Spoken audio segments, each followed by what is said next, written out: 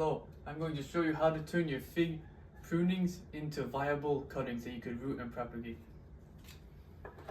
So what you're going to need is your cuttings, and you're going to need a pair of pruners.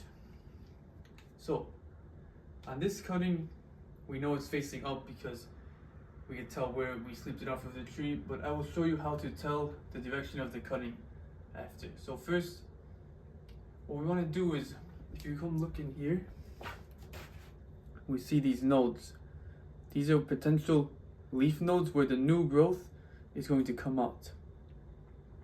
So what we want to do is on each cutting have at least 3 nodes. What you want to do, so you want to count down from the top. We'll prune this section off just because that probably died off from frost, but actually it was still viable because it was green.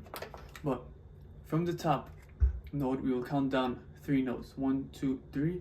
But since these nodes are spaced pretty close together, we will go down a couple more. So first node, second node, third node, fourth node, fifth node.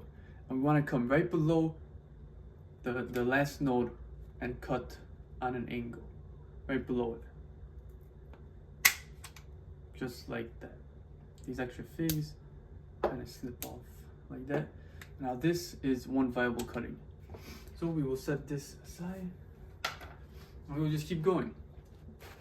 We see here is one node, but since we have all this kind of extra bark up here, you just snip that off. And now we see we have 1 node, 2 node, 3 node.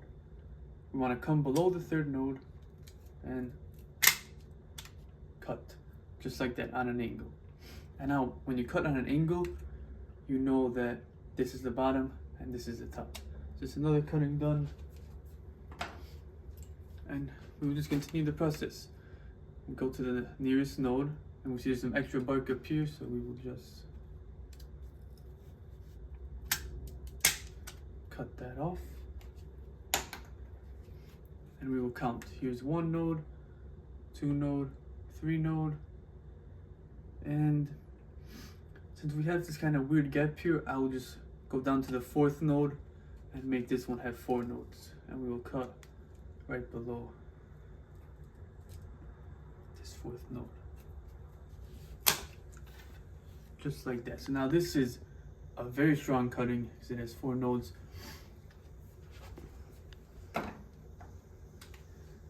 And if you see you have some skinny cuttings like this, these actually still have a high chance of rooting. So we could just cut right here. And you could stick this portion into the ground right here, and you could have some new growth come from these 2 buds. But why you need at least 3 nodes on a cutting is because where you're going to get the root growth is going to actually be from the nodes. So you want to make sure you have at least 1 to 2 nodes underneath the soil, and you have 1 node above the soil.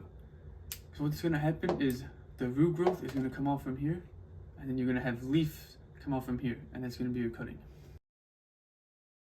So when you have these nice thick branches like this, don't be discouraged. When you see like small shoots coming up from here, find the lowest node, cut it off, and this can actually become a real fig plant. Let's set this one aside. And now even these nice thick branches, these actually make the best cuttings. So you're gonna find 1 node, 2 node, 3 node, cut right here.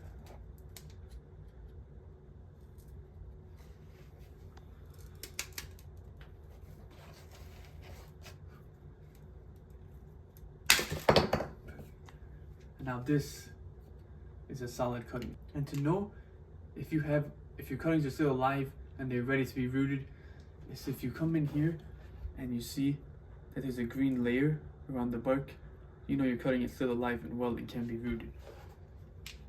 So to recap, what you want to do is make sure each cutting has at least 1, 2, 3 nodes, and that will make sure you'll be able to root it.